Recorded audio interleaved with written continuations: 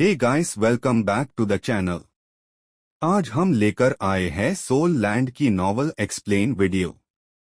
इस वीडियो में हम देखेंगे एक ऐसी कहानी जहां इंसान और सोल बीस्ट्स के बीच शुरू होती है एक नई जंग। तो वीडियो को लाइक करना, शेयर करना और चैनल को सब्सक्राइब जरूर कर देना। चलो शुरू करते हैं सोल लैंड का चैप्टर।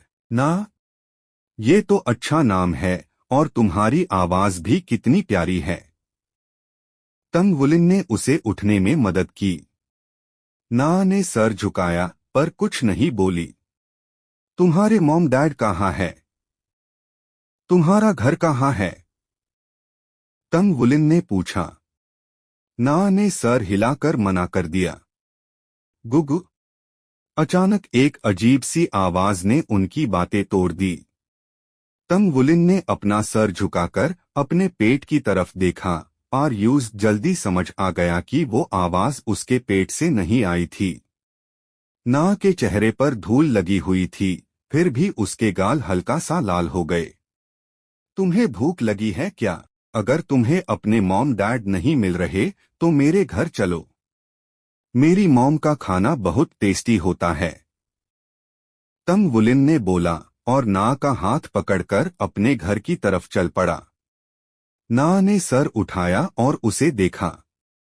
उसके पोजीशन से वो सिर्फ उसका साइड फेस देख सकती थी। उसका चेहरा लाल था, शायद पहले की लड़ाई के वजह से। उसकी बड़ी काली आंखें और लंबी पलकें उससे और ज्यादा खूबसूरत बना रही थी। वो बस उससे देखकर रह गई। मॉम, मैं आ गया।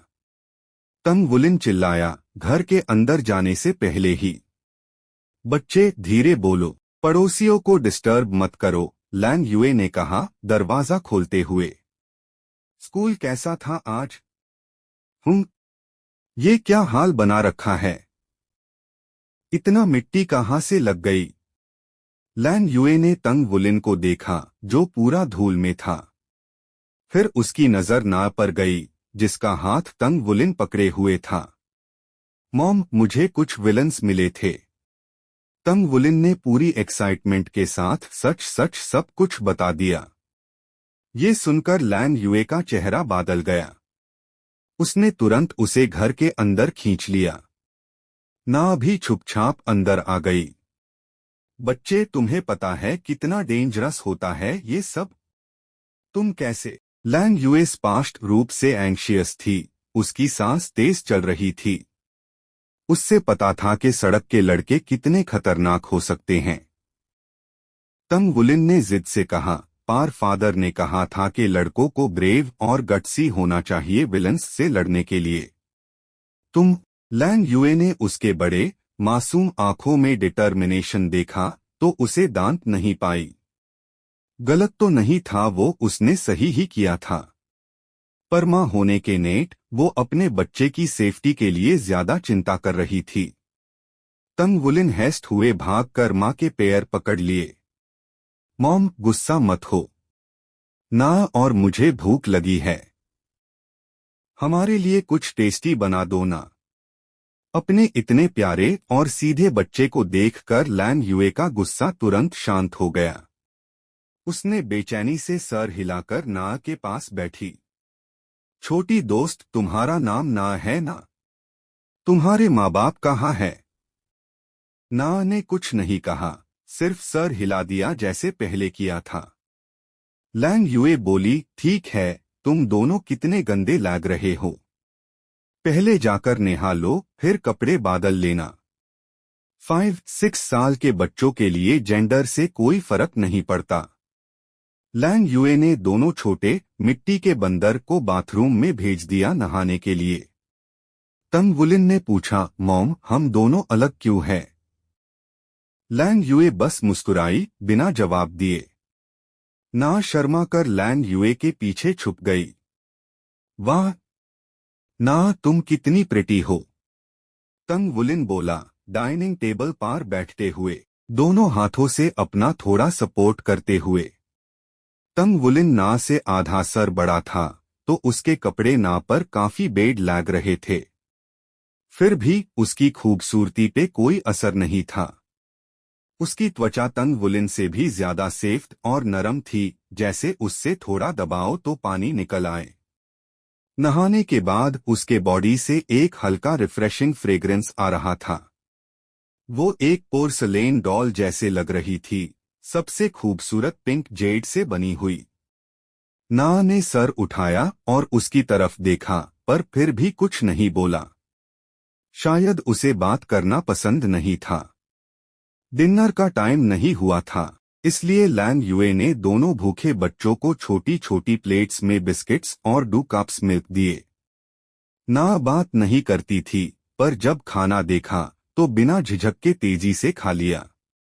थोड़ी देर में उसने सारे बिस्किट्स और दूध खत्म कर दिया। तंग वुलिन भी भूखा था, पर उसका ध्यान ना पर ज्यादा था। जब उसने देखा कि ना उसके प्लेट के बिस्किट को देख रही थी, तो उसने अपनी प्लेट उसके आगे कर दी। ये लो, तंग वुलिन ने कहा, तुम खा लो।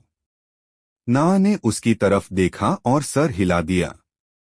कोई बात नहीं, खा लो। मैंने दोपहर में बहुत खा लिया था। तंग वुलिन ने मुस्कुराते हुए कहा। ना थोड़ी देर के लिए हेजिटेट हुई, पर क्लियरली बिस्किट्स का टेम्पटेशन उसके लिए ज्यादा था।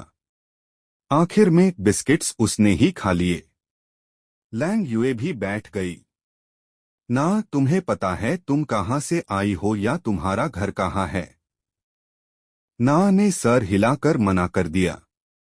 लैंग यूए ने एफआईआर पूछा, क्या तुम्हें अपने फैमिली से कांटेक्ट करने का कोई तरीका पता है? कुछ भी चलेगा। ना ने एफआईआर से सर हिला दिया।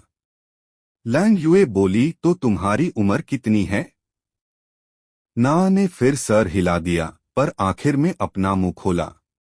5 और आधा। वाह, मतलब मैं तुम्हारा बड़ा भाई हूं। मैं तुमसे बड़ा हूं क्योंकि मैं 6 साल का हूं। तंग वुलिन ने खुशी से कहा। लैंग यूए ने उस पर तीखी नजर डाली। मदर ना को थोड़ी देर में एडमिनिस्ट्रेटिव ऑफिस ले जाएगी ताकि उसके फैमिली को ढूंढ सके।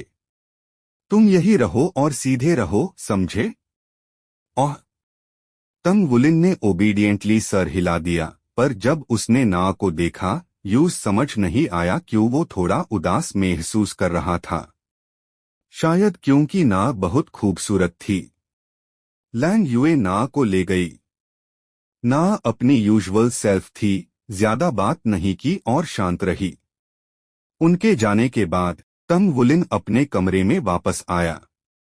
उसने सोचा टीचर ने आज क्लास में क्या सिखाया और डिसाइड किया कि मेडिटेशन ट्राई करे। तंग वुलिन सीधा बैठ गया, शांति से। मेडिटेशन के लिए अपने आप को समझना और अपने नेचर को महसूस करना जरूरी होता है। ये पहला स्टेप था। तंग वुलिन के पास पहले से कोई डिस्ट्रैक्टिंग सोच नहीं थी, तो वो जल्दी से काम हो गया। उसने अपना blue silver grass martial soul महसूस किया, जो ज्यादा स्ट्रॉन्ग नहीं था, पर उसमें सोल पावर थी। पहली बार मेडिटेट करते वक्त उससे सिर्फ ये करना था कि वो अपना मार्शियल सोल और सोल पावर महसूस करे, दोनों के बीच एक गहरा कनेक्शन बनाए। जब ये स्टेप कंप्लीट हो गया, तब वो सच में मेडिटेट कर सकता था।